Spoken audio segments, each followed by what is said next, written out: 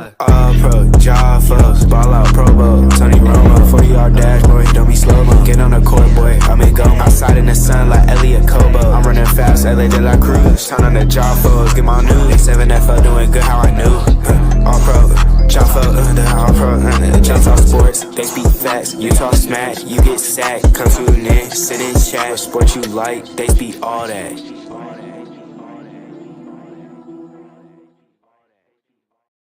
Hey, hey, hey, hey, hey, hey, hey, yo, everybody. Welcome another episode of the All-Pro JAFFos, bringing you the highly elevated sports talk. For the highly elevated sports fan, I am your humble host, JP, and alongside me, as always, the prodigy, Mr. DJ Wizzle. Hopefully joining us in a little bit, Mr.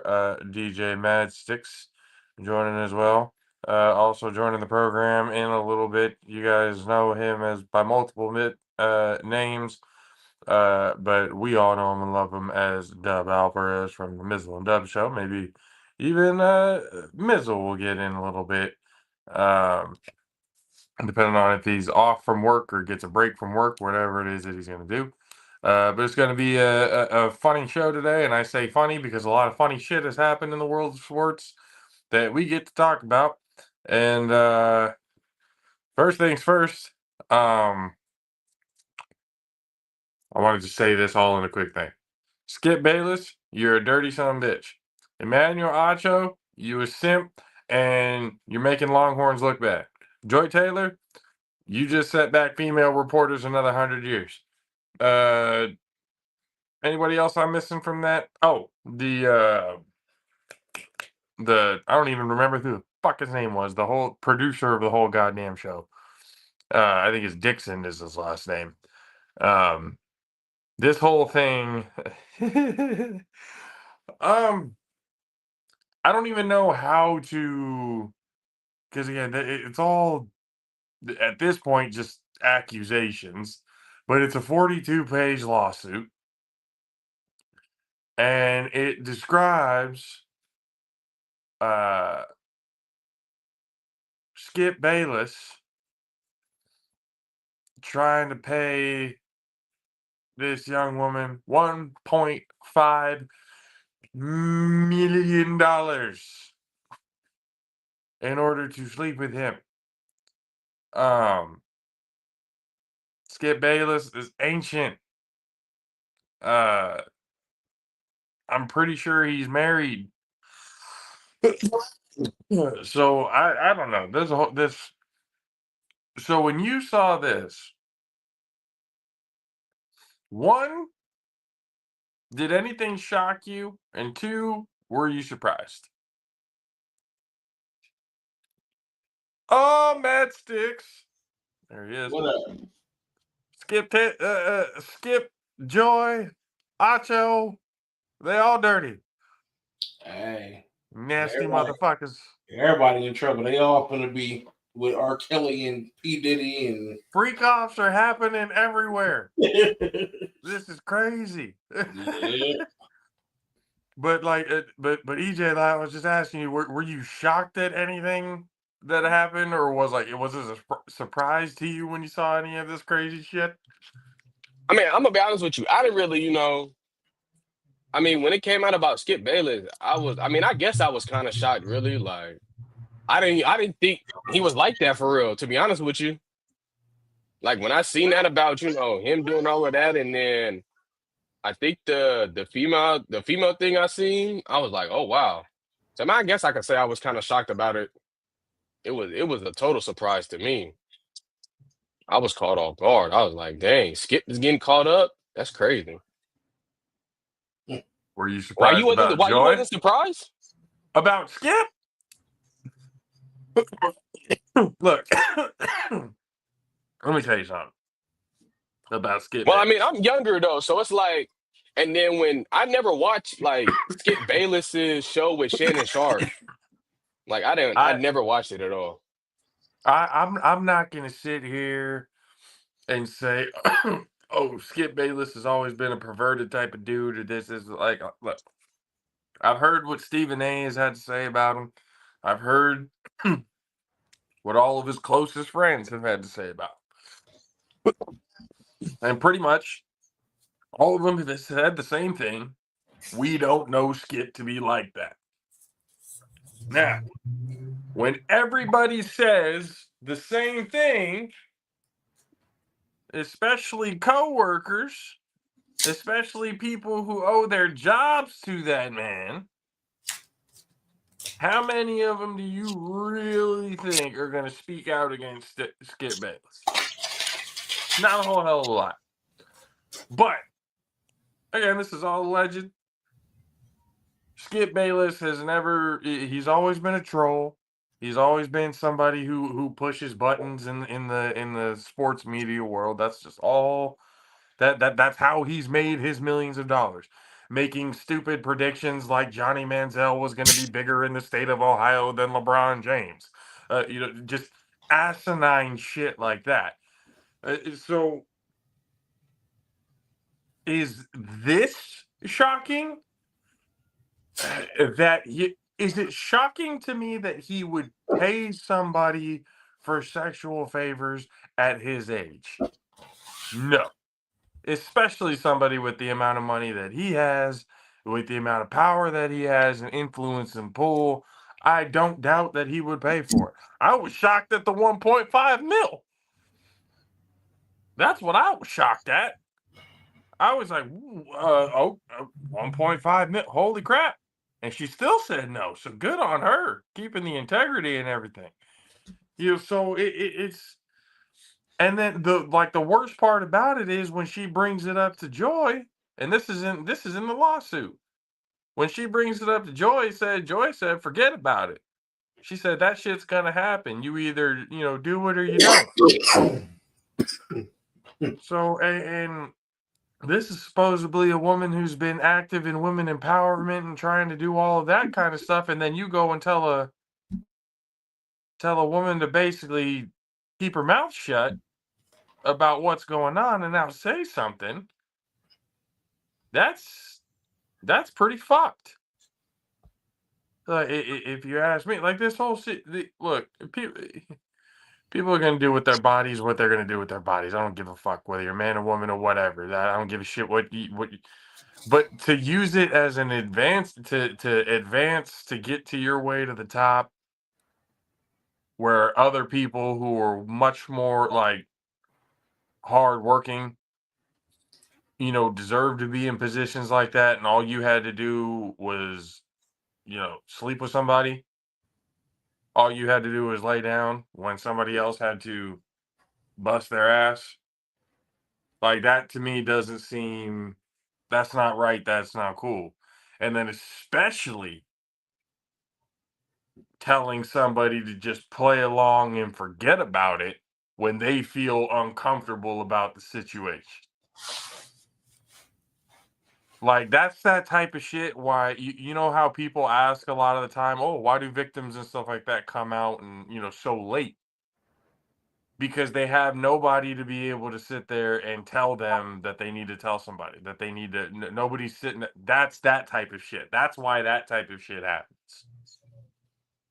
Is because you got people who again are willing to do evil shit to get to the top, who are willing to literally sacrifice themselves and other people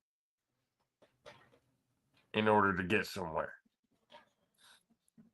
So it's, and to be completely, it's not like any of this in the lawsuit is going to be like, it's not jail time. This isn't anything that people are going to go to prison for, I don't think.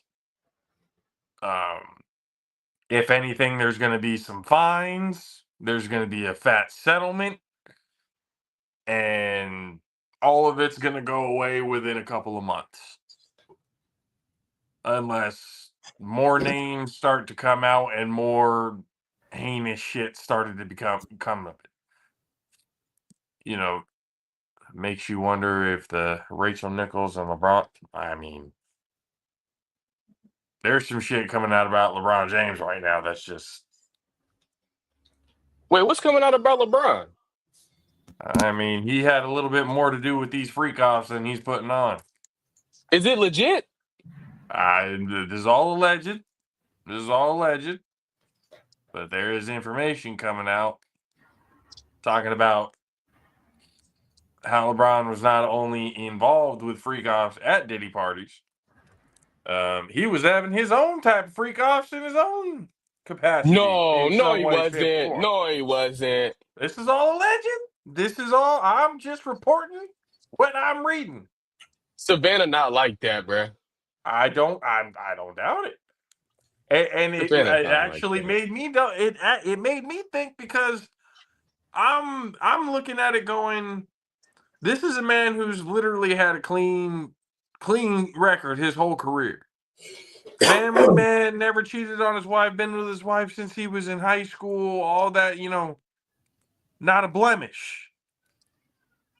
And now all of a sudden this shit goes on with Diddy. He's in the maid outfit, and now all of a sudden everything pops out the blue. I'm just saying I'm just saying what I'm seeing.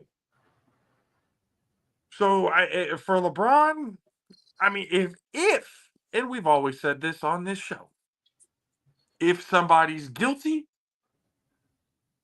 let them get what they deserve. But if they are innocent, then they are innocent.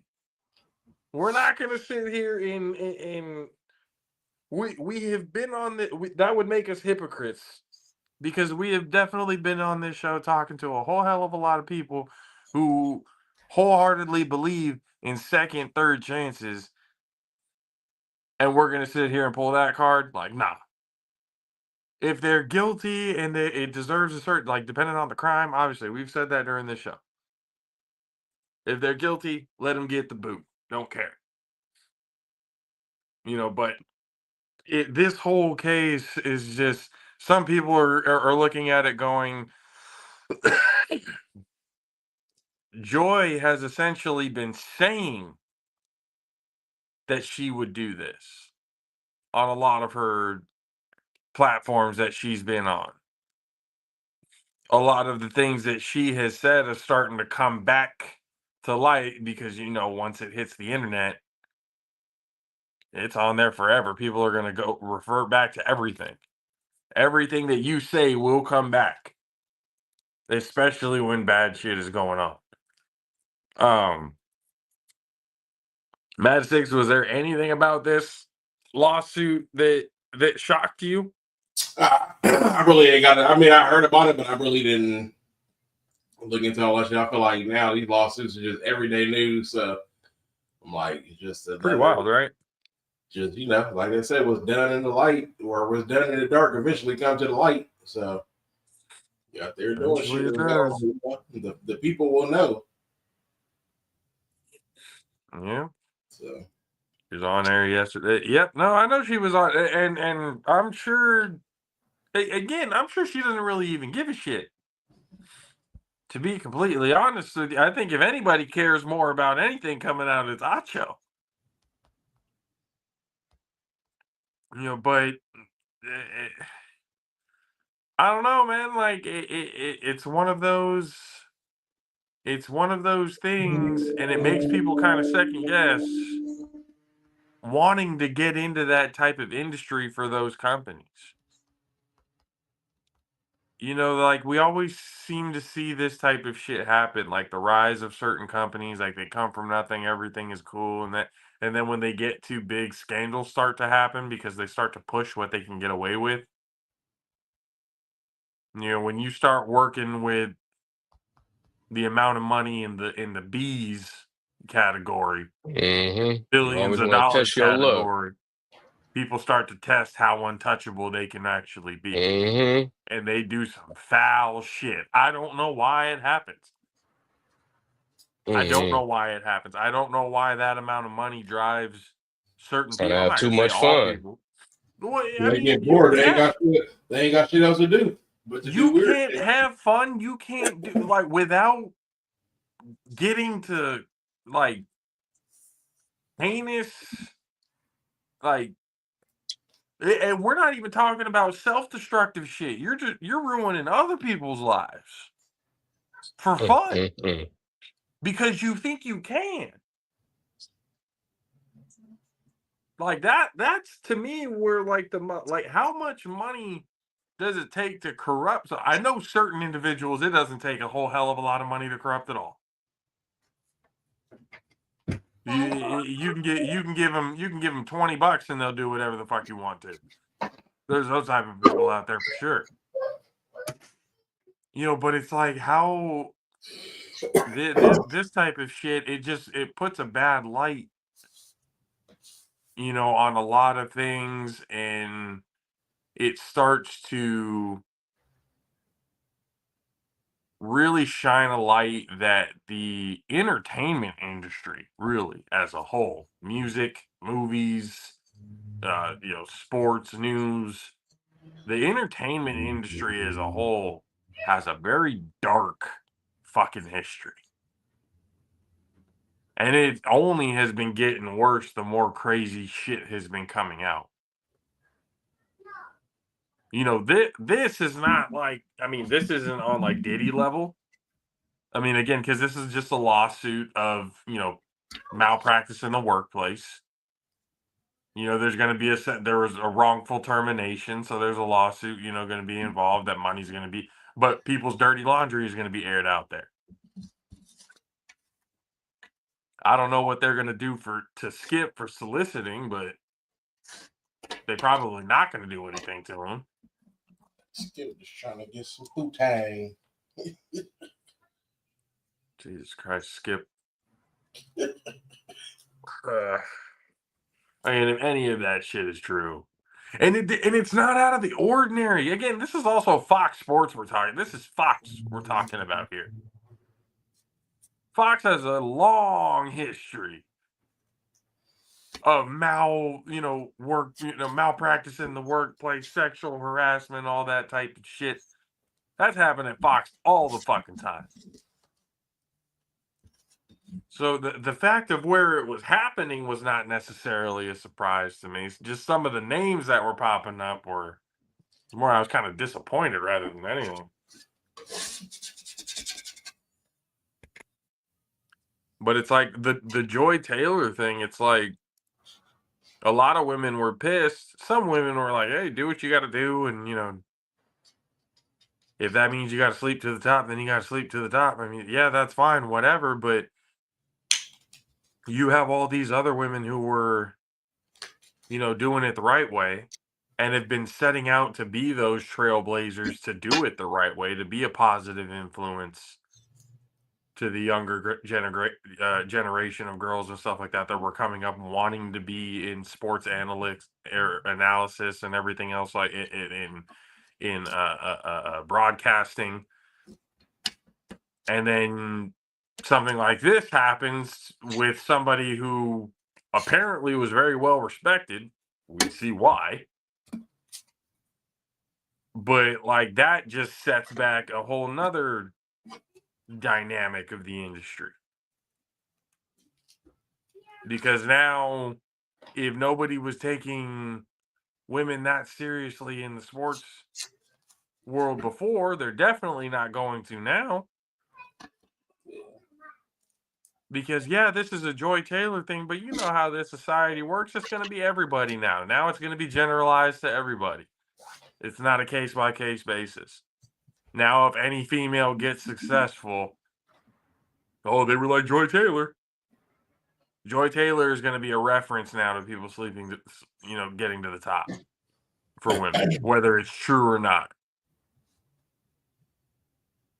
That's the type of damage that, again, I don't think she gives a shit, really, to be honest, because she's at where she's at, and they're going to keep her there regardless.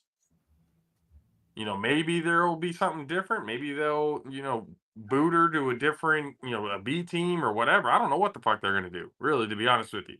The only thing that I can see that really going to happen is this woman who put out the lawsuit is going to get a settlement check, and that's about it. There's not really much that's going to come out of that. Really, all this turned into was a Juicy Housewives episode. That's all that turned into. Just gossip. It's not like anybody's going to go to jail for it. But we're talking about individuals who we watch on a daily basis who now it's like we can't really take your word for anything that you say. Skip, especially, it's like before, if we didn't agree with anything that he said before, now he's done. Done so. Nobody gave a fuck before. Now, shit. Skip's long gone. There's no way he's. I think that's the worst of the Skip whole thing Bayless is because cooked, bro. He's he, done. He just killed his it, career. His yeah, career. if he paid that much, then yeah, he's. But it's just, the whole situation is it's just another shitty look, on the entertainment industry and especially sports broadcasting. Fucking dumb. Who still has Lil Wayne? Yeah, he may still have Lil Wayne. He may. He just might. But that shit is just wild, wild stuff. And then you have apparently a coaching carousel. Just everybody's getting rid of everybody. The Raiders get rid of AP. Patriots get rid of Gerard Mayo after 1 year. The Niners have basically cleaned house on everything but their offensive coordinator and head coach. I don't know what the Cowboys are doing. They're quiet once again. And they talking about Elon Musk buying the damn team. That's how I just got there reading. Oh, oh God. Elon Musk buying the Dallas Cowboys. It was just a fucking thing. Literally, it just came across, and I was looking at it. I was like, wow. I'm like, yep. Good Lord. I mean, would you truly give up your fandom if that happened? I wouldn't even say I'm a fan now. I'd just be like, man, watching football. Zeke gone. Zeke went to the Chargers, signed with the Chargers today. Well, that experiment lasted. I think he couldn't even get more than 5 yards this season. He ain't did shit. What happened to that man? I don't know. He used to be like a top 3 running back in the league. What the fuck happened? Couldn't do a goddamn thing anywhere else at any other time. And like that shit is just absolutely bonkers. But with the Patriots, I thought that was like, I even said it on Mizzle and Dove show. I mean, I thought Robert Kraft was just trying to get his 1 year, see, I'm not racist, hire, and then get rid of him, and now he's bringing in Vrabel's punk ass. Which I even thought about it. I'm like, because some people were like, oh, well, Vrabel's had more experience. That's a better head coaching hire. But I was like, you didn't even give Mayo a chance. Nope. I was like, you didn't even give him a shot. And the fact that, and Dub brought this up, he signed a contract that was declaring him the future coach, that was guaranteeing him the spot. And then Kraft comes out in a press conference coming, oh, this is my fault. No shit, it's your fault. You put all this hope. You told this man that you were going to give him the keys to the car, and you yanked that shit from under him. You didn't even give him a year. He didn't have any of the tools to be able to be successful. Yeah, and you canned him after a year. AP, it's kind of like, I mean, but did you really give him anybody? Did you really give him a chance either? they gave him about a year and a half, 2 years, going on 2 years. And I'm thinking, and this is why I think with AP, with Antonio Pierce, when they hired him to begin with to be the interim head coach, I thought at least for now, he's got the locker room behind him, former player. It could, maybe work at least as an interim head coach. I didn't see a lot of the coaching experience that would convince me to be like, oh, he's going to be a good head coach. And then they gave him the job. He had a full year, and then he had this year and still did nothing. Still believes that Aiden O'Connell somehow is the answer to the problem. There's certain things with his coaching style that to be completely honest, I'm not too surprised that he's gone. Now, who they replace him with, I have no idea. I think it's going to be Prime. I think Deion Sanders is going to make the move. Everyone's like, no, he said he's not going to make. He's not. No, he's going to stay at Colorado. That ain't guaranteed shit. Ain't guaranteed nothing, especially with everything that's going on out there saying that Shadur's not even a first-round caliber quarterback. You got scouts coming out saying he's not a first-round caliber quarterback. What's the guaranteed way to make Shador Sanders a first-round quarterback? You hire his father and let him draft him in the draft. Because the Raiders are at what number right now when it comes to the draft order? They're within the top 5, are they not? Let's see. I'm pretty sure they're within the top 5 when it comes to draft picks. And I think they got a healthy amount of draft picks where they could even try and make the move to They move up. got the number 6 pick. Number 6? Yep.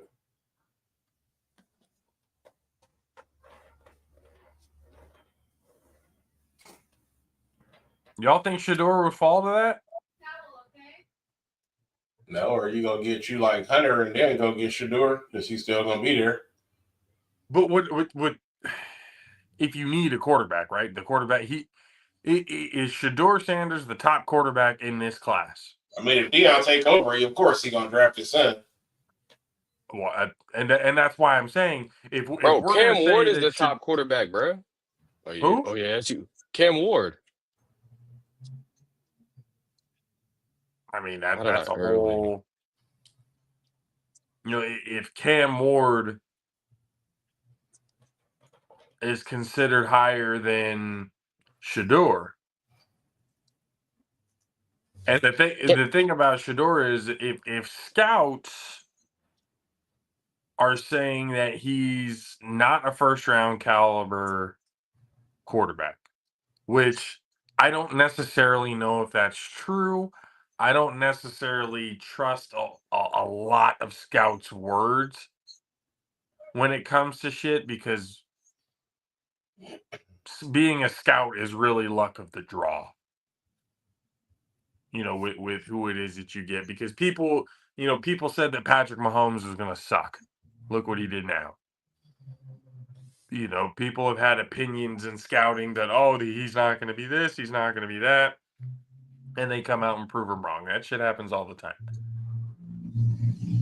So it is if he's arguably, because if you're saying if he's number 2 behind Cam Ward,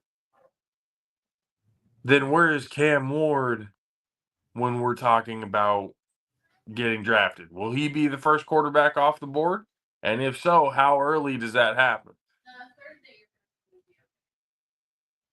Because you just had a play, and we're talking about Cam Ward. In this bowl game, he broke the personal record and then sat out. And when they needed him and asked him to go in when they were down by 1, he said, "Nah, I'm good. I got my record. I'm cool." I'm sorry if I'm a coach, I don't like that. People can get mad. You just hating on it didn't even mean anything. What the fuck ever. Hey, he had to make a business decision. You played the game. Fucking finish it. That and he only had to go in for one play to convert, and he couldn't even do that. He sat the entire second half. And then when they need that one play, I think it was like like they were within the 5 and they needed to convert. And they asked him to go in and he said no. So it's like business is, and that's the whole thing about the business decision aspect. If you're not going to play, then don't play. Like if you're going to play, then play. Get in there and bump your draft stock. I would rather you not play the entire game, sit out to save yourself, for the draft, than to play, get your record, and then sit out. And then, again, when they ask you, it's, nah, I'm good. If this was the playoff, obviously, if it means something. And that's why I'm starting to say, like, with all of these extra bowl games that they have, a lot of them are unnecessary because most of them, the top players are not even going to play. So you're not going to really get the best caliber team out there, playing in that game.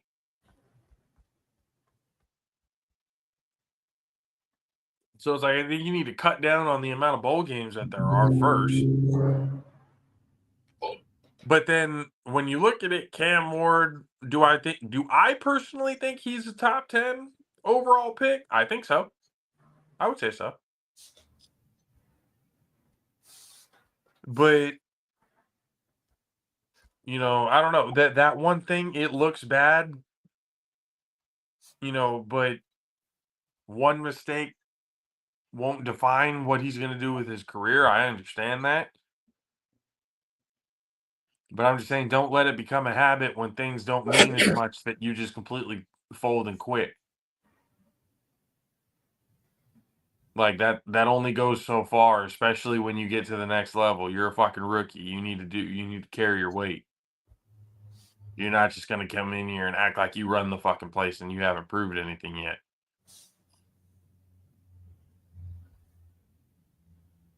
It's like we're not going to sit here and act like you didn't get to the playoff because you lost crucial games. You got all the intangibles and talent and stuff like that in the world, but all the questions, especially the ones that I asked, what do they do in clutch situations when it matters the most, when they need it the most? What do they do? With Shador, people were like, oh, I think, even Skip Bayless came out and said, oh, I think Colorado would have ran the table in the playoff. What the fuck? They got washed by BYU, you idiot. Hey, I don't want to hear What are you anything talking from about? from a perv. No, but I'm just saying, like, putting that type of shit out there is like, what are you talking about? They got their asses absolutely handed to them by BYU, and you think they would have ran the table in the playoff? Like that's crazy. That's a crazy way of thinking. Hey, you think they got ran like that because it had anything to do with the controversy going on with Travis? What was going on with the trap? Like it got to him type of thing. Like it was affecting him. So what was going on with Travis? Did that also affect Shador? Probably, shoot. Like, why does that affect other people? I mean, they played like shit, like a whole team. The whole team Like, played like oh shit. my Like, real, gosh. like, completely honest with you. But do I think Travis was a little affected? I think we would be naive to think he wouldn't be. You think the other team ain't using that against him to get into his head? Come on now. Boy, you know Come on somebody on that now. field. Hey, I was with your girl at Bro, one of their parties. you know. You know they're saying that shit. We've Boy, all been on the fucking field. We've all been on the field. Anything that we know that we can use to have a mental advantage against somebody, damn well we're going to use that against them. What's up, Dub? How are you, sir? Fine, Jaffo Army. How we doing? And no, BYU was just focused and was just ready to play because keep in mind, folks, BYU started the season, I think, 7, 8, 9-0, and was in contention for most of the year to be in the playoff. BYU was just focused and showed why that they were a high top 10 team for most of the regular season. So no, I mean, I think I remember that. Yeah, I think Dub is right. Yeah, they were a really good team this BYU No, year. I'll give him BYU was that. just ready to play. No, I understand that, but what I'm saying is, like, if you got your ass beat by BYU, you really think you would have ran the table with the 12 teams that were in it this year? Heck no. There's no way in hell. There's no way. You're not going to convince me that Colorado would have beat Ohio State. You're not going to convince me that they would have beat Boy, Georgia. You're not going to convince me that they would have beat Tennessee. You can maybe convince me that they could have beat Boise State. The only reason why I say that is because Colorado's defense is atrocious. And I know Genty would have made mincemeat out of that fucking defense. I'll tell you this: they damn sure would have not beaten Penn State. Penn State Hell probably would have no. slaughtered them. Penn State would have waxed that ass.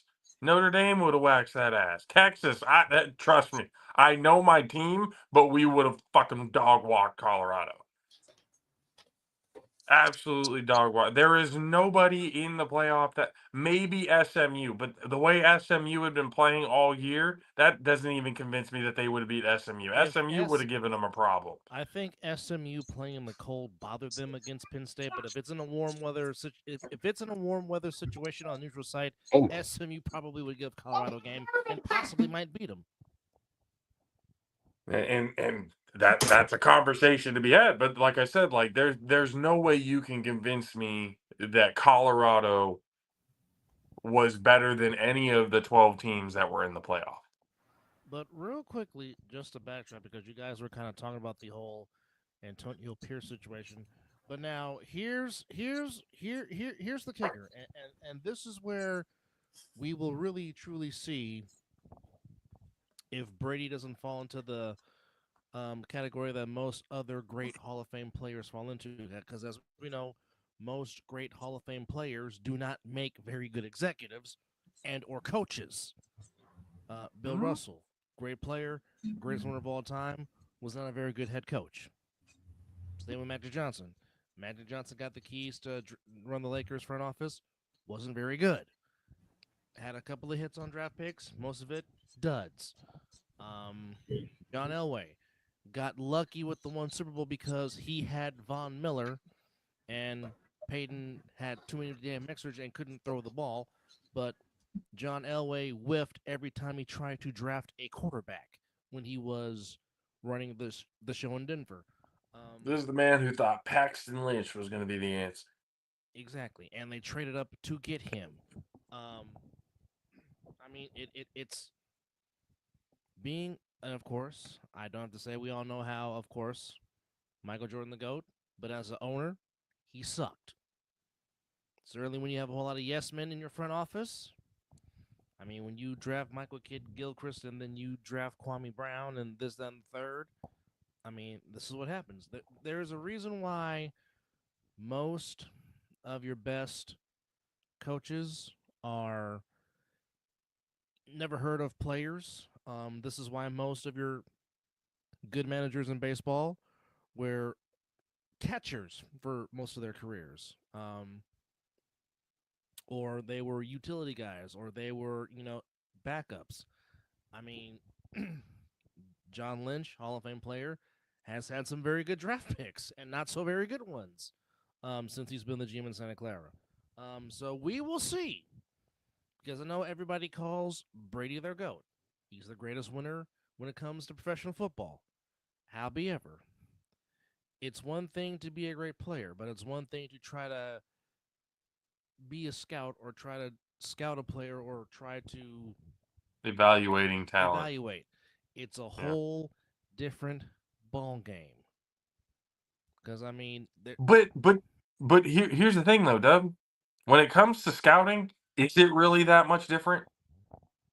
If you're a former player, it shouldn't be. It shouldn't be. I'm just saying, if you're a former player who, one, himself, they looked upon as this kid isn't going to do shit, and two, he has played with and against some of the greatest players who have ever played the game in the modern era. How would you not know what to look for when it comes to evaluating talent? Everybody knows if you're in the combine, chances are you're going to be in the league. So whether you run a high 40, your bench press, me personally, I have never thought the drills were a 100% giveaway of how the player was going to be on the field come game day. Neither is pro day, in my opinion. You know, it is all about the football IQ. Correct. It is what they can do in the classroom, their film study, ethics, and stuff like that, on and off the field. Are you going to be a cancer in my fucking locker room when I draft you? Or are you going to actually fit in with the program and be productive? Like that's what I want to know. Are you going to be the first to enter and the last to leave? Exactly. Like I want to know if you're going to be a detriment or a value to this franchise. But now we Because again, evaluation of talent, especially nowadays when with scouting and everything else like that, we've seen it so many goddamn times that we know scouting, it's just a guessing game.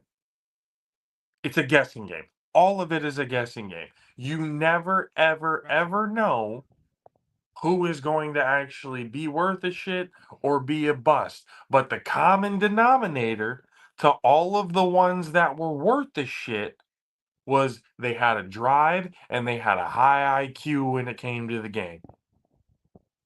They had a drive to be in, or like you said, first one in, last one out, took practice seriously, took the game seriously, had a passion for the game. All of the greats had that in common.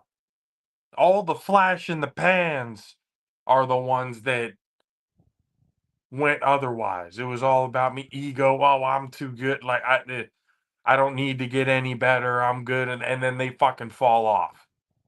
And then they're holding on to those 1-2 good seasons that they had in the NFL for the rest of their life. Were you a Hall of Famer? No, but I had 1 or 2 good years. But I'm still trying to understand, why is even Chip Kelly being considered? For what? The head coaching job? Yes. In Vegas? Yes. For what? I don't know. You want to put the film on for when he was in Santa Clara? And or Philadelphia? Chip Kelly. Yes, Chip Kelly. We can go look at the film. I can tell you why that's a bad idea. So look, some people are. We talked about it. Why is this a fucking broken record? Some people are not meant for the pro level. Some people are not meant to be pro head coaches. Some people are not meant to be coordinators at the pro level. Some people, like Nick Saban, were never meant to be coaches in the NFL. He tried, but his place was in college football. Some players or some coaches, well, he was your sweet spot, you got to know your role. You're going to be a good head coach. You're either a good head coach, you're a good coordinator, or you're a good GM or anything else like that. You got to figure out where you are, because if you're not a good head coach, yet you keep telling people that you're a good head coach, that's just insanity. Why McDaniels thinks he'll ever be a good head coach is fucking bonkers to me. He's a good coordinator. I'll give him that. I mean, he had Brady pretty much his whole career, so that's not really a good measure on how good of a coordinator he actually is. Because when he's had anything else outside of Brady, he's been absolute dog shit. Drafted Tim Tebow. Drafted Tim Tebow, but he also didn't stick with Tim Tebow. Tim Tebow was actually winning him games. He didn't have the stats for it, but he was winning games. No, Tim Tebow was winning games when John Fox was the head coach. Oh, well, let's see, there we go. McDaniels wasn't even there when Tebow won the Broncos a division and actually won a playoff game against the Steelers, actually throwing the football. But I know Mike Vrabel's being considered, to which I guess right now if you're looking at it, it's between the Raiders and the Patriots for Mike Vrabel. I know the person that everybody wants is Ben Johnson, the Lions defensive coordinator or offense coordinator. Certainly, Aaron Mayo got Glenn. screwed. I think Mayo got screwed. Well, again, And I honestly think when it comes to head coaching positions, I think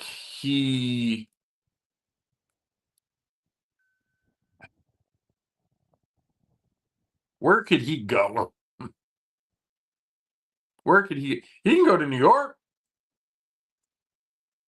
Let him go be the Jets head coach and have to play the Patriots twice a year and watch how that works. well, right now Rex Ryan is basically putting together a campaign video because he wants to come back to the Jets so bad because he feels like he can save them. As I said, not even the soul of Weeb Eubank can save the Jets right now. The Jets have all of the bad mojo that you can probably have when it comes to this. I don't know what they did to piss off the football gods, but they have been, or maybe, I mean, that night when Joe said, I guarantee it, he sold the soul, and he sold the soul not just of himself, but of the team. Okay, The devil walked up to Joe Namath and said, what do you give me? Myself and the rest of the Jets don't need to win another Super Bowl. Just give me the guarantee. Make me look like a drunk asshole trying to kiss a reporter on TV later on afterwards. I don't give a fuck. But I want to kiss you. Thanks, you know, Joe. that I think that's what really happened. The guarantee is where the soul of the Jets was sold and never returned. So nothing good is ever going to happen to the Jets. Same thing happened to the Browns when they decided to leave, and then they came back. When they came back, the soul was already taken. That's why Cleveland will always be Cleveland. There are some teams that they do things where their franchises will never recover. And it takes a lot of things and a lot of stars to align for those curses and that bad juju to be wiped away clean. But for some franchises, there ain't nothing that they can do to get the Jets. There's nothing that they can do to get off of that, bad, mojo wheel. Browns, same thing. Kings basketball, same thing. In baseball, who are we looking at? Who are we really looking at? We're looking at Cleveland, another team. The Guardians. The Guardians Astros? now. The Astros have won twice. Yeah, I was gonna say the Astros have won twice even since the cheating. So I mean, obviously the baseball guys didn't give enough of a fuck of that one to let them go. The Red Sox were in a curse for a long period of time, but they broke that finally. Yes. So what other team is the only team that hasn't won it? That's never won. It was the Cubbies for a bit, but then they beat the Guardians, who was in the same. Well, the longest drought right now remains the former Cleveland Indians. They have not won since 1948. The only team that has not won a World Series is the San Diego Fathers, the Padres, the Tampa Bay Rays.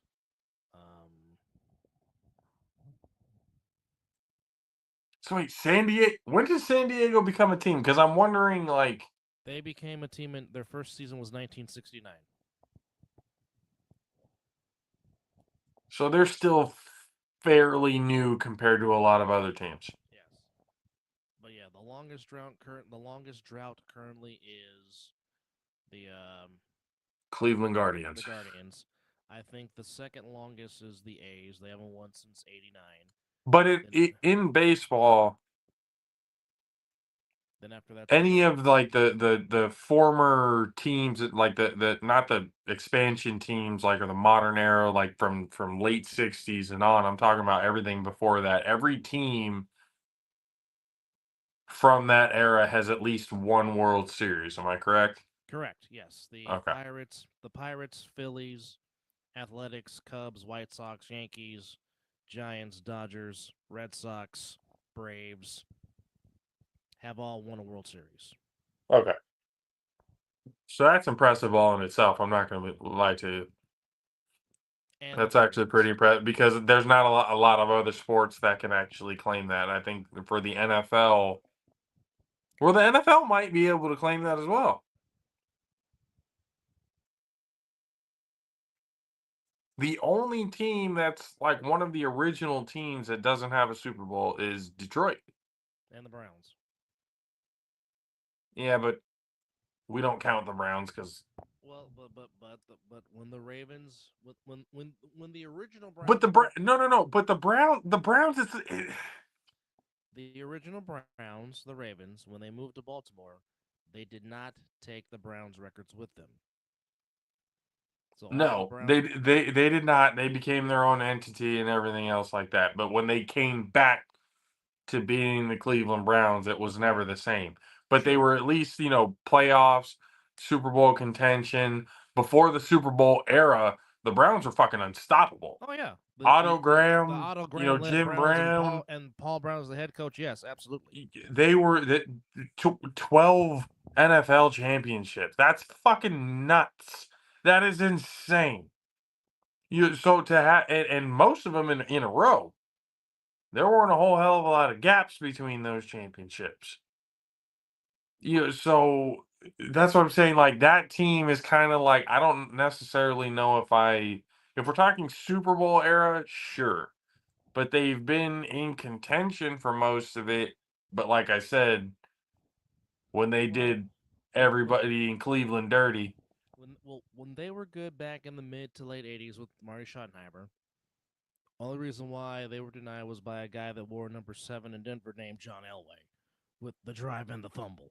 but that's I that's mean, but I mean, in those mid '80s, late '80s teams that the Browns had were some very good teams, and they by far had one of the best cornerback duos in history with Frank Minifield and Hanson Dixon.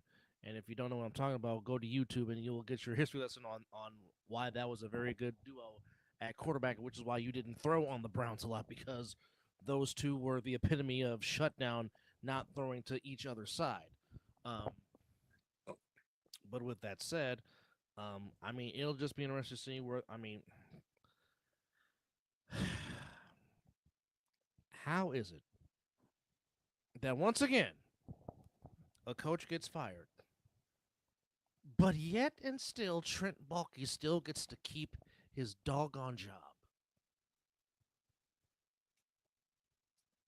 he's fucking someone. Mr. Khan, the owner? Might be. Trent Baalke might be the reason why that mustache is so slick. Stop it. Dear God. That's the only way I can think. When he was here in Santa Clara, Jed York's hair was a little bit more shiny at that point too. Well, and the bald spot wasn't as less noticeable as it Yeah, is. there's a little bit of polishing off going on at that point as well.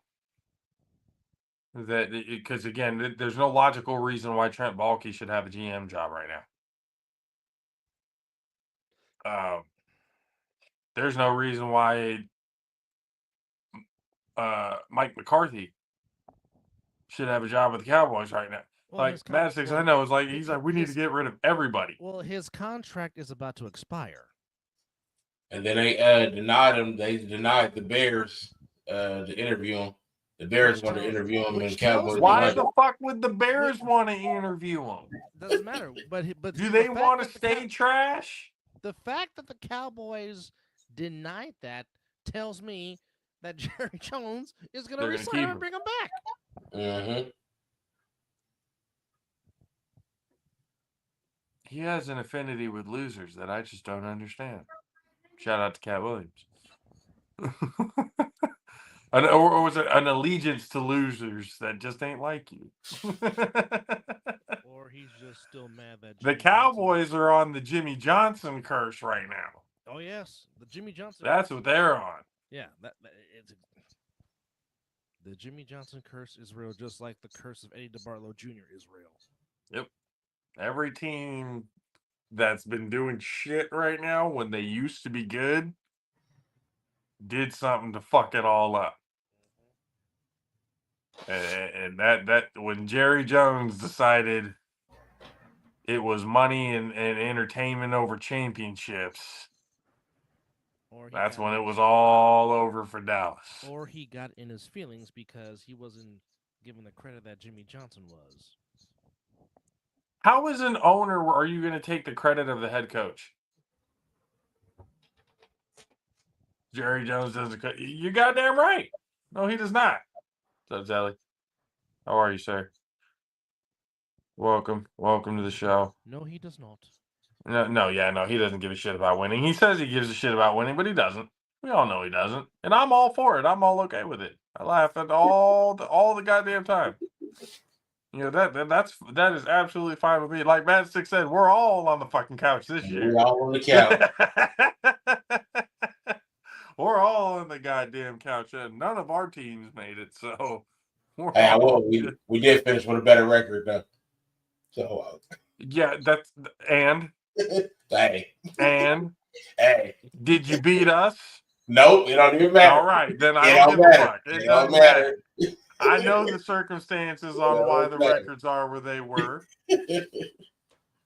I'm all right with that. That doesn't matter to me. Yeah. It's actually... It would be like the Jets to take him back. I know he wants to go back, but it would be just like the Jets to do something like that. I mean, how many times did Billy Martin come back to manage the Yankees? It would be just like the East Rutherford Jets to do that. What if that's what the Jets need, though? Well, what if that's what the Jets? What if literally Rex Ryan is the answer to the New York Jets' problems? Is it possible? Maybe. Probable? No. Absolutely not. Now, I mean, this is the same man, you know, I've said it before, who thought butt fumble was the franchise quarterback. The Sanchez was all the rave for Mr. Rex Ryan. Okay, his 6 seasons in East Rutherford, New Jersey, his career record was 46-50. Okay. 46-50? 46-50. 4 games under 500. Okay. Obviously, his first 2 seasons, they got to the AFC Championship game in both years, lost to the Steelers and Colts respectively. They went 9-7 in 2009. Okay. They went 11-5 in 2010. Then they went 8-8 in 2011, 6-10 in 2012, 8-8 in 2013. Then 2014, the bottom fell out, went 4-12. He gets fired. Then he goes up the interstate to Orchard Park, New York. Coaches the Bills. Okay. Only lasts 2 seasons. Goes 15-16. They went 8-8 his first year, 2015. Went 7-8 the next year. So if you're looking at his whole entire career, he has a 61-66 record as a head coach. So he's an under 500 head coach. Correct. And Zelly, the thing is, he's not going to have to take crap from Aaron Rodgers because Aaron Rodgers ain't going to be a Jet next year. I think he's going to be done. I think he's calling it quits. Hang it the fuck up and good fucking riddance. Get out. You got your 500. Get the fuck out. We're done. I'm done with it. And when I don't give a shit anymore. I when he don't was care about engaged- the off-season antics of what the fuck Aaron Rodgers is doing while the entire ESPN world is sitting there sucking his ayahuasca smoking dick. I'm done with it. Kick his ass out, force him to retire. I don't care what you have to do. Aaron Rodgers, sit your ass down. You're not that guy anymore. Go sit the fuck down, talk with the legends, take your Hall of Fame jacket when it comes because we know it's coming, and just sit the fuck down. You're done.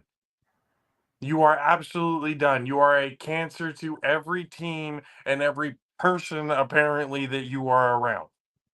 Get out. We don't need it anymore. The Jets are bad enough without you. They don't need you. Get it out. I wholeheartedly believe that Aaron Rodgers was the reason why Saleh got fired, and that's why the defense absolutely struggled because of it. well, The whole team fell apart after Saleh got fired, and Aaron Rodgers was the fucking reason because of that. Regardless of what anybody says and what he says, we all know what the truth is. well, I would just like to say that even though we did make the mistake of not drafting him in 2005, I will say I take pride in the fact that our beloved 49ers ended his season 4 times in the playoffs. Once at Candlestick, once Could at never get Candlestick, his revenge, so that's good at Yeah. least. once at Candlestick, once at Levi's, and twice in the frozen tundra of Lambeau Field. So, The fact that we did it to him at home was even better. yeah, twice. Even better. Let's see.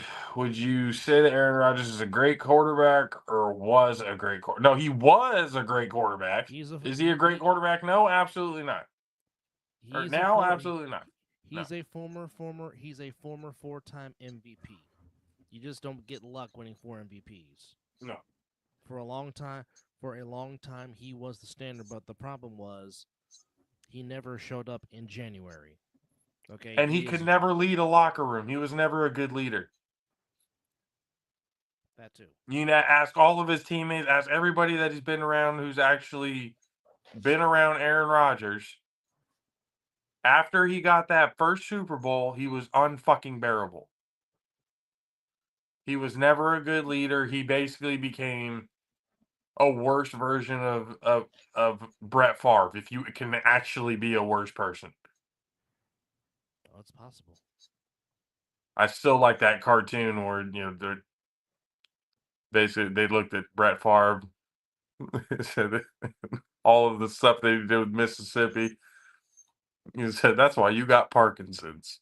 That's why Peyton Manning looked at him and said, "That's why God gave you Parkinson's, Brett." Hey, that was crazy when you said that. That I was was like, wild. damn. But it's like, it, again, like it's just annoying at this point. Like it would just, who cares? Nobody cares. I don't believe anybody here saw the documentary on Netflix, nor will we. Or I mean, I can't speak for anybody else, but I know I'm not gonna watch that shit. It's like I don't care enough. There's nothing It was a about what documentary. Aaron Rodgers does that makes me want to give a fuck. And so like the whole the thing about him not being a good leader and everything, that's why he hasn't won any Super Bowls. That's why he hasn't gotten to that pinnacle again. And that's why he's always going to be Brett Favre 2.0. That's it. Like we could call Aaron Rodgers, was he a great quarterback? Absolutely. And he had the potential to do a whole hell of a lot more than what he did. He is 11-10 all time in the playoffs. He became who was the guy Falco replaced in the replacements? Who was the quarterback for the team? Oh God! Right now you're gonna make me do some real research. I forgot what the name of the quarterback, but the quarterback for the team before Shane Falco, took over, and then after he crossed over and they all kicked him out the locker room and shit at the end, and Shane took over. That's who Aaron Rodgers became. That quarterback right there. That dickhead didn't give about anybody else but himself. Type of quarterback. That's what Aaron Rodgers became. And this whole thing that he's been, having a beef with Ryan Clark and everything. Ryan Clark has been giving him nothing but facts. And and Aaron Rodgers hasn't been able to say shit. He has been absolutely quiet. And quiet in the sense of he's not actually responding to Ryan Clark. He's deflecting and moving on to other shit. Because, again, he's a pussy when it actually comes to actual confrontation. Eddie Martell would be the quarterback. Martell. That's who Aaron Rodgers is. Aaron Rodgers is Eddie fucking Martell. Aaron Rodgers is the Eddie Martell of the NFL. Like that's who he's become. That unbearable prick that people just want to go away. We're just tired of it. Like I don't care about what he has to do or where he's going in the offseason. Nobody gives a shit. Because we know the same thing is going to happen. He's going to get paid an exorbitant amount of money that he doesn't deserve, and he's going to absolutely be a cancer to the team that he's going to be on. They're not going to win anything. They're not going to fucking go anywhere. And then on top of that, he's going to bring all of his cronies and his buddies with him. That's going to further add the amount of stress polyps you're going to have on the goddamn team. And once again, you're not going to go anywhere. You're not going to win anything. You're just going to have a bunch of fucking headaches, and you're going to be set back 10 years because of the amount of money and draft picks and all the other type of shit that you're going to have to give up. Doesn't the replacement uniforms from the Sentinels almost kind of look like the old Patriot jerseys, the Minutemen Patriot jerseys from the 80s? They kind of do. So...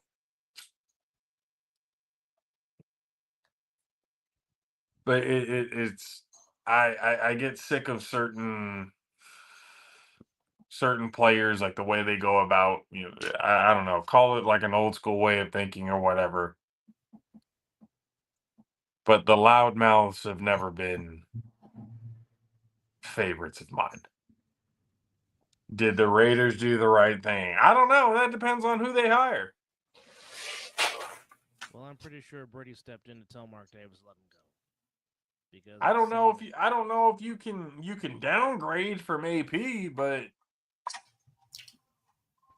where do you guys think Tariq is gonna go? I think Tyreek Hill needs to shut the fuck up and just stay in Miami. What? Well, that's what he needs to do. This whole bitching and complaining. I ain't never missed the playoffs and everything. What the fuck? I forgot who said it, but he made the point, like, you left the better team because you wanted to get paid more. And now you're going to complain that you went to the weaker team? Oh, we didn't make the playoffs. You didn't make the playoffs one fucking year. Now you're going to bounce. Fuck you, Tyreek. Stay it out. Actually work it out. Be a captain. Be a leader. Be somebody that the young guys can actually look up to and actually learn from. Don't be that bitch that just walks away when shit gets hard. And also, learn how to run some routes. Like, don't be that guy. That's what I'm saying. Like, with all these athletes, is that don't be that motherfucker that when shit gets hard, you just walk away. You or wants to go somewhere else and start blaming everybody. Oh, it's not good for them. Yeah, but fuck your business decision or whatever that you're gonna hide behind. You weren't that good, and you're hiding behind it. That's the basics of what it is, and you're trying to blame somebody else for your shit. So it's. Stick with it. If you're that good, if you're that much of a difference maker, you will help this team become better.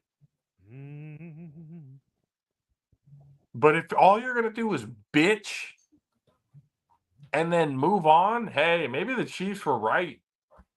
They haven't, missed a step since they, gotten rid of your ass. So why would they need you? And if you think you're going to get paid by anybody, especially the Chiefs. After this type of, you're out of your fucking mind. You are out of your fucking mind. Shut the fuck up. Reflect on the season. Get your guys better. Be a leader. Be a captain. Get on the fucking field and improve. Period. There's nothing else. There's no other. Oh well, their situations could be. Well, if they're good, nah, fuck that. There's no excuses. Their team was hurt. Their quarterback is constantly getting knocked the fuck around into another dimension. He's on his fourth personality, I think, right now. Like I'm Oh dang! Oh my gosh! if you're gonna be that leader, if you're gonna be that difference maker, you need to be the one to step up and help make that shit happen. The crying and bullshitting and walking away is just, that's weak. That shows me you're not a leader. That shows me you're not worthy of the accolades that you think you deserve. You're not worthy of the recognition that you think you deserve. You're a crybaby. You think shit should just be handed to you instead of working for it. Like, no. Not when for this game, no. There are too many great players who have put their bodies and lives and stuff like that on the line for way less money to make this game and put this game where it is, for me to be okay with watching a quote unquote superstar receiver get pissed off of missing the playoffs in 1 year and want to leave because of it. Like that type of shit. Yeah, like nah, that's not good character stuff. That's not stuff that you run football camps, for kids. That's the message you want to put out to kids. Hey, when shit gets hard, go somewhere else. That's what you want to tell them. Like I don't know. I don't know. I think Tyreek Hill needs to just keep his ass there. And it's not like Miami's a bad team. They had injury, but like a lot of other teams in the league, they got hit with the injury bug. That's not nobody's fault, but you play the cards you were dealt. Correct. It didn't work out this season. All right. Again, it's not like they have a bad team. They can go into the draft, go into the offseason, do some things. Miami can still be a good team. They have a pretty good coaching staff. Not if that quarterback get hit a couple more I times. mean, their whole quarterback situation isn't, if Tua keeps getting, concussed, and so, I don't even want to think worse than what's already happened. But they're definitely going to have to really sit down and think about that. We need to possibly start looking for someone who can be there to take the reins when Tua goes down. And I hate to say when, but at this point in time, it's literally only a matter of time. One wrong hit and it's over. It's another one. He's had too many, too close, and it's getting, the amount that it takes for him to get in that state is getting less and less and less. The last time he concussed himself when he was trying to get that extra yardage and stuff, comparatively to the hits he took before, that was nothing, really. That was really nothing compared to everything. If anything, it's kind of a shock that he got concussed on that play. because it's not like the DB or the linebacker or whoever it was that he was going against. Like, he absorbed the hit. It's not like he was delivering a blow. But the torque, that's why I had thought about it, and we were looking, and some others were putting out the point that it's not just the brain now, it's the actual, basically where the spine and the brain meet. So now you don't even have to, you could just literally get whiplash the wrong way and you can get knocked out. So I mean, when he came back, I'm like, all right, you gonna wear the Guardian cap? No.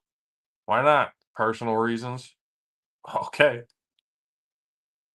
All right. So they should really start thinking at that point. But like Tyreek, he needs to just he needs to be a fucking leader. He's kind of far into his career and everything already at this point to be thinking that he's going to be getting top dollar receiver money.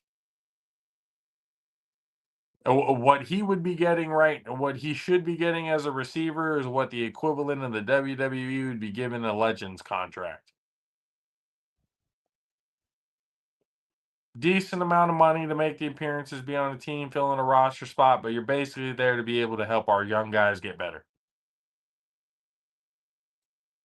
You know, for them to be able to pick your brain and learn and get to that kind of point. That's what Tyreek Hill, or at least that's where he is in his career, but I don't think he believes that I think he still believes he's a top 3 wide receiver in the league. I truly think he believes that. I don't know what you guys think about that. I don't even see him as a top 5 currently right now. He's a one-trick pony. He's a what? One-trick pony. Yeah. Throw it deep and I'll go get it.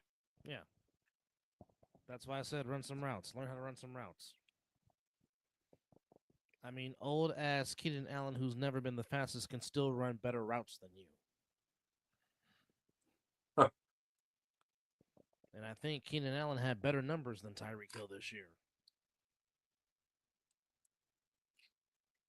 And he was hurt a lot of the year. Mm-hmm. Which Keenan Allen is another person that might need to look to hang him up, bud. I'm getting hurt way too often now. Well,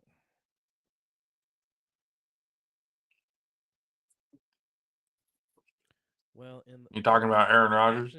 Actually, he played 15 games this year, actually. 15 games, 70 catches, 744 yards, 7 TDs. Not bad. Oh, he played 15 games. Yeah. Well, then, yeah. Let's see, Tyreek Hill.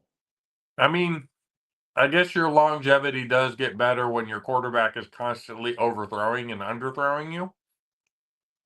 Okay, so you take less hits in that sense. So Tyreek Hill, 81 catches, 959 yards, 6 touchdowns. So Hill had more catches and more yards than Keenan Allen, but Allen had more touchdowns than Tyreek Hill. Did you guys see the stat? And this is me making fun of Caleb Williams. I'll really admit that. So remember when he came out and told the punter, you're not going to be punting much this year? I did not hear that. Mm-hmm. I wish I did. Remember that? I wish I would have heard that. The punter, collectively, this year, had more punting yards than Caleb Williams had passing yards. And also let this sink in. There's no way. Let this sink in. That was it not the franchise record for single season passing that Caleb Williams had? Or at least the rookie franchise record? So the punter had more punting yards than the rookie franchise record for the Chicago Bears. Let that sink in. Boy, and I thought we had it bad. Like, just quit the whole organization, bro. Just do away with it at this point. The Bears? So Tory Taylor, Bears punter from Australia, who went to Iowa, punted. His net yards was 3,379. Total punt yards out of 82 punts was 3,911 yards. Caleb Williams threw for 3,541 yards. Mm-hmm. Now, I will give Caleb Williams This credit. is what Oklahoma quarterbacks give you. Now, I will give Caleb Williams credit. He threw 20 touchdown passes and only 6 interceptions. So his touchdown interception ratio was decent. But there was a lot of plays that he missed on the field because he just did not see it. That kid was definitely good with the no interceptions. Oh yeah, we love him for that. You get less opportunities when you're not on the field because you're either getting sacked or it's a 3 and out. That too. 20-6, like ratio-wise, yeah, that's cool. But when you actually look at the numbers, and especially with the attempts and completions, that's kind of shitty, actually. Especially compared with all the top QBs. Baker Mayfield had 40 touchdowns, for crying out loud. And I know that burns your soul to say that. You goddamn right it did. And I know Kay was somewhere laughing his fucking ass off.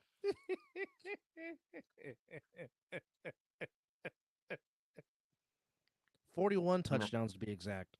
Yeah, good for him. Fuck off. And he threw for 4,500 yards. They still suck.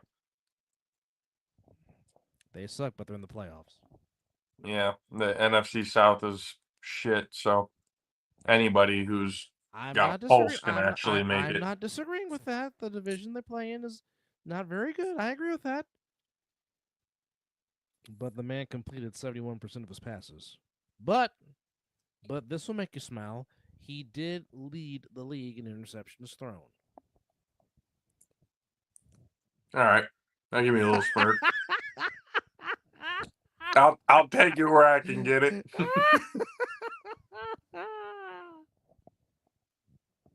Yeah, I have that kind of hatred for Oklahoma people. I understand that.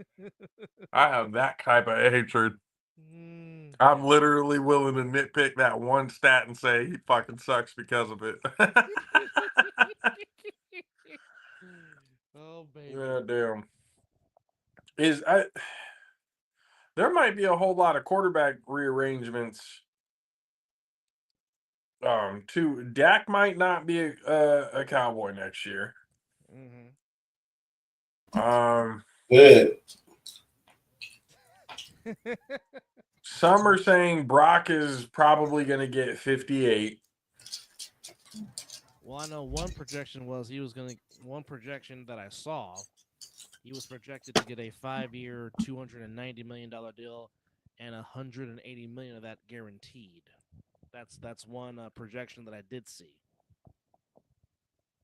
Yeah. I mean,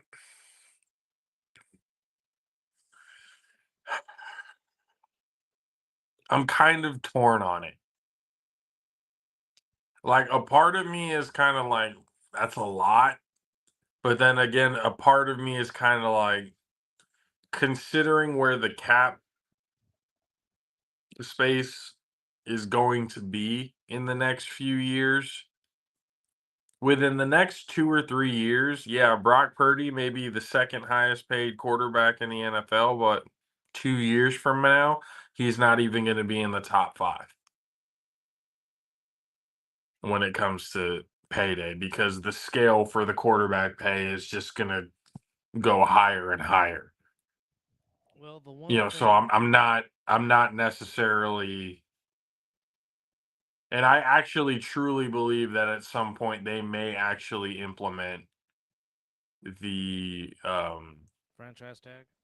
no, not the franchise tag. I think that would be disrespectful if they gave him the franchise tag. I think the NFL as a whole is going to implement the quarterback position having its own Scale.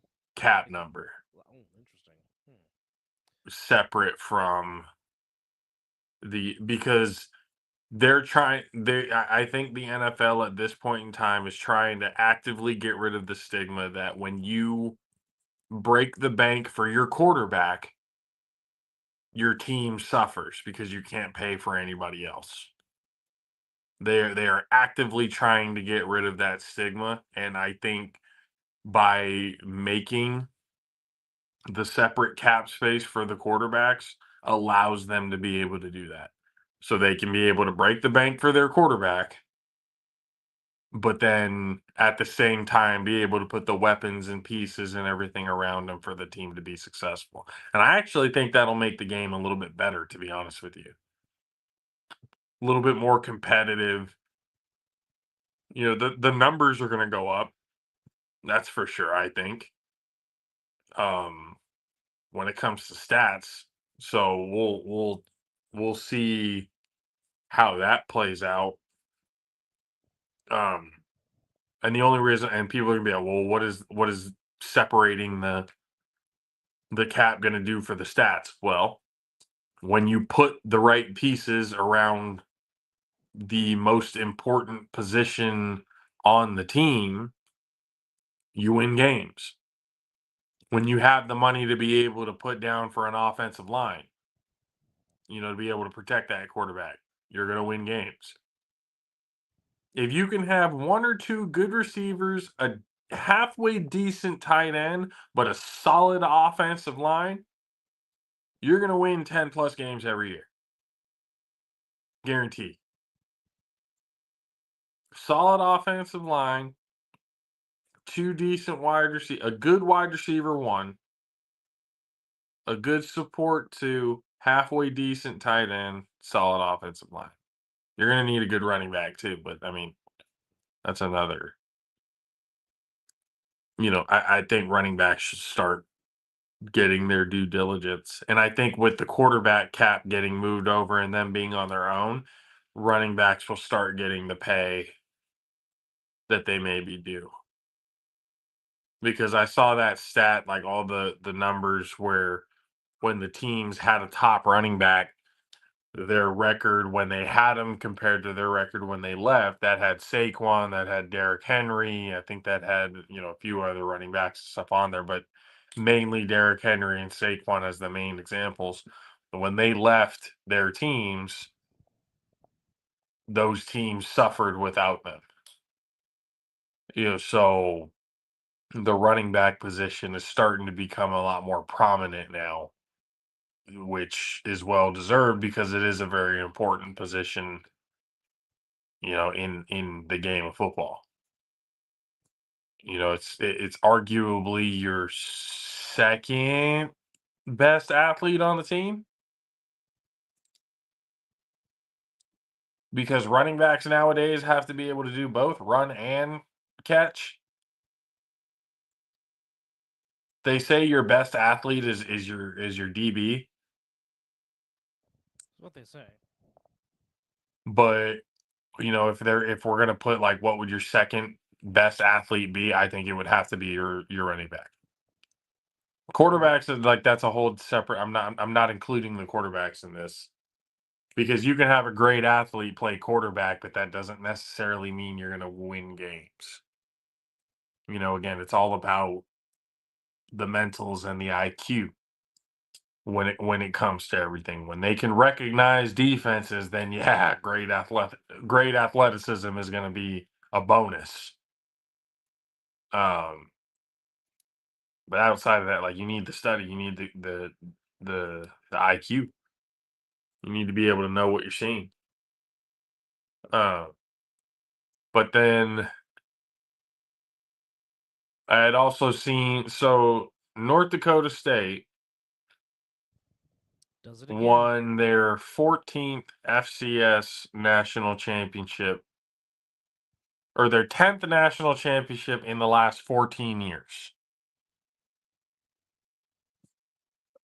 I don't know if I'm in the minority, but I think that if anybody in the FCS needs to make the jump to the FBS, it would need to be North Dakota State. What conference would you put them in? I'd say the Mountain West.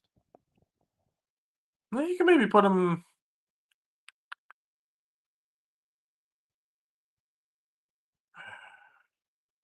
So my question would be this: would you want to basically start them off light, or do you want to? Because it's not like they aren't competitive against FBS teams. They have beaten and been competitive against FBS teams before.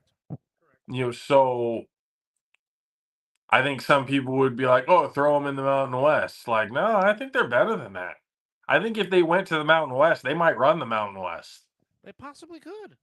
So they might turn into another Boise Dynasty type of thing. Which, by the way, Northern Illinois has now just confirmed that they will join the Mountain West Conference starting in 2026 for football. Which good for them. Good for them. It's a step up from where they were. So it's so that's what I'm saying. Like for them, like if they went to the Mountain West within 5 years, they're running it, and it's not even a contest. So I think you can maybe throw them in the ACC. The ACC would be good. I think Big 10, Big 12 would be. SEC is definitely like no. That's no. That's not gonna help anybody. But the ACC might. I mean, look what happened with SMU. Correct. So I mean,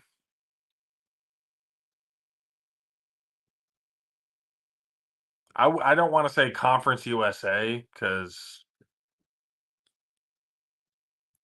I no disrespect to Army and Navy and what they accomplished and everything this year, but as a whole, that conference is not. That might as well be another FCS conference, to be completely honest. They might need to meld with another conference. Interesting. Because I think the Conference USA might be another conference that's going to be gone within the next 5 years. It won't exist. It'll either combine or it'll just go away. But how many teams are in the Conference USA right now? Like 5 teams, 6 teams? No, it's pretty stacked. Hold on. I don't think it's that stacked. Well, I'll unstack. They've got Army, they've got Navy, they've got. Let me see. They got Air Force too. I'm assuming. No, Air Force in the Mountain West. Air Force. Well, okay, so yeah, Air Force in the Mountain West. So they don't Why even is the have Air Force in third, the Mountain West? They don't even Because have they're the in third Colorado. military branch in the Mountain West. But then they have UTSA. They got San Antonio. They got Sam Houston I think State, El Paso's in there. Yes, UTEP's in there. Florida International, New Mexico State. Yeah, come on. No, that's essentially another. That's another a worse version of the Mountain West.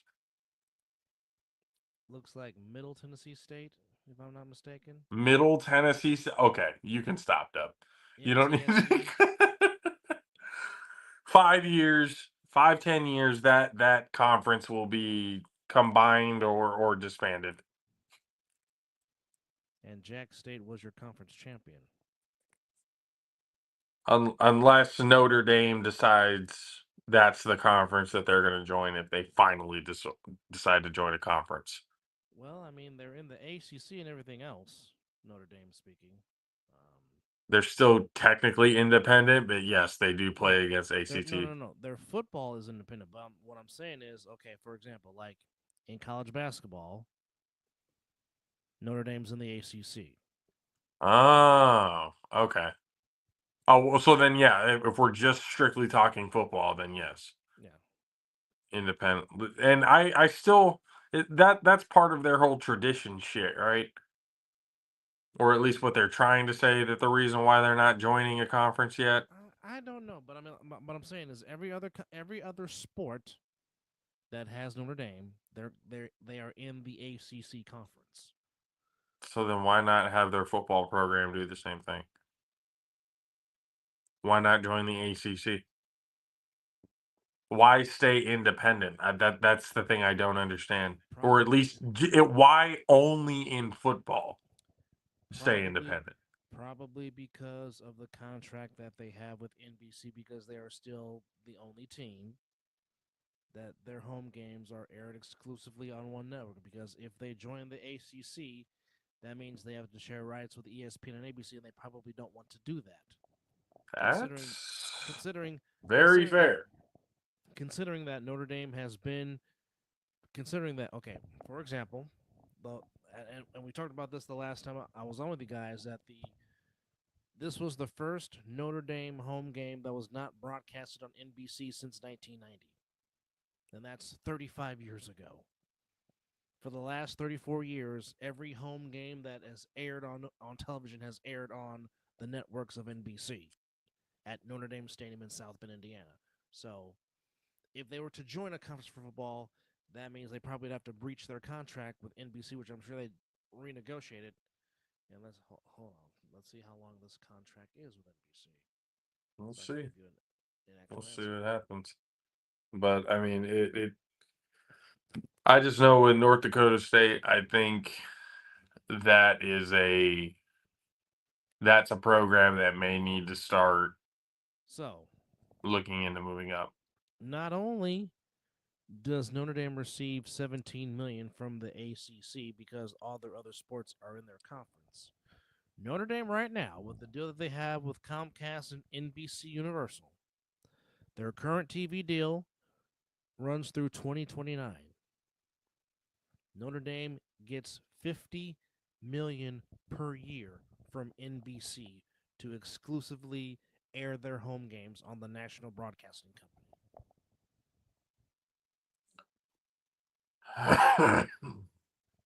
Their total compensation is slightly less than what the members of the Big Ten would receive, and the Big Ten. So then if that's the case, Notre Dame needs to be comfortable with not being in the top 4 in the college football playoff ever.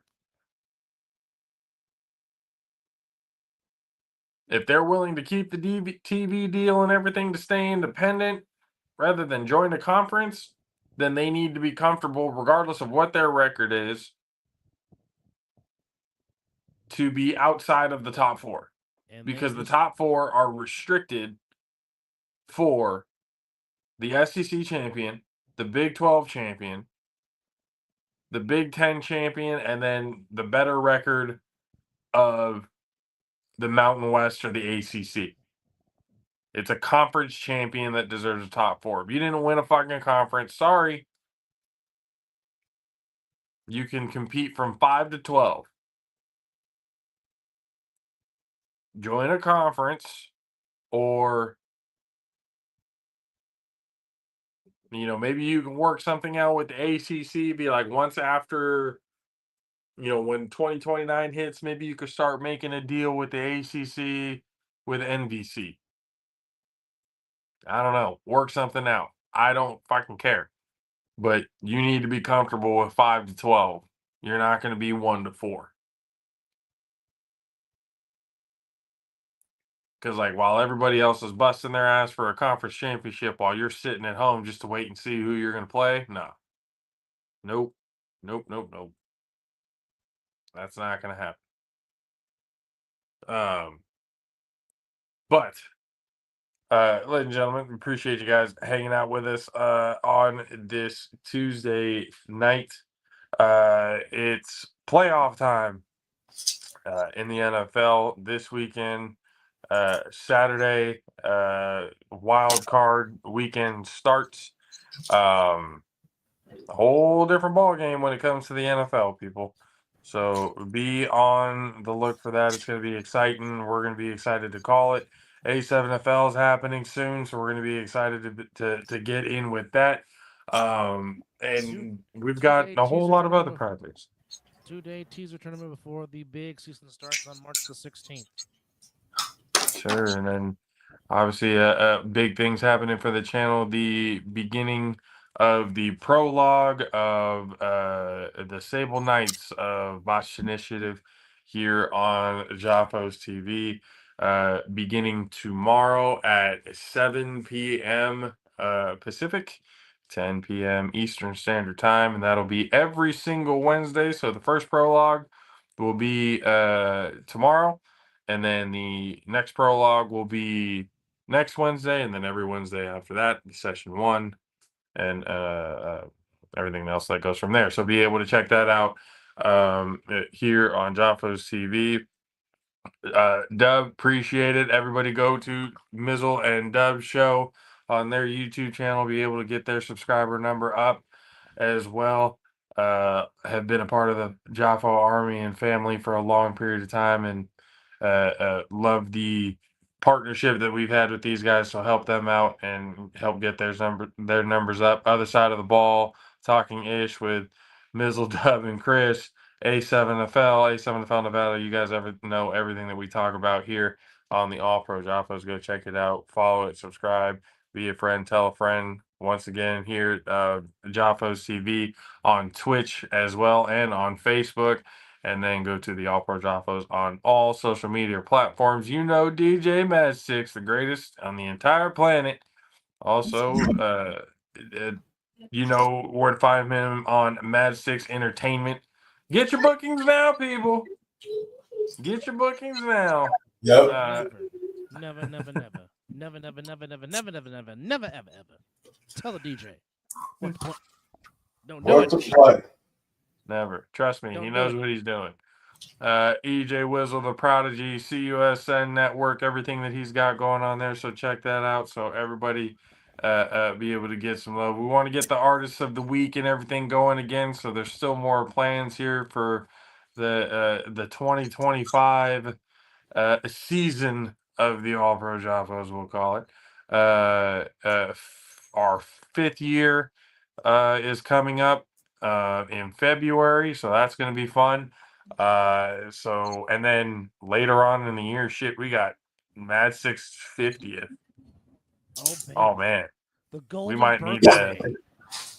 need to have a little something for the 50th on the show, either the day before or something. I don't know what we're gonna do, but that's gonna be a fun time. But in 2025, there's a whole lot of shit happening, people. So don't miss it. Be a part of it. Once again, be a friend, tell a friend, hit the subscribe, hit the bell, let them know every single time we go live so you can watch. And then if you are not watching live, go check us out on the Mike and Colby Sports Network on Fire TV and Roku, and be able to support us there as well. Appreciate you guys. For myself, JP, for DJ Mad 6, EJ Wizzle, and Dub from the Mizzle and Dub Show. We will see you guys next time.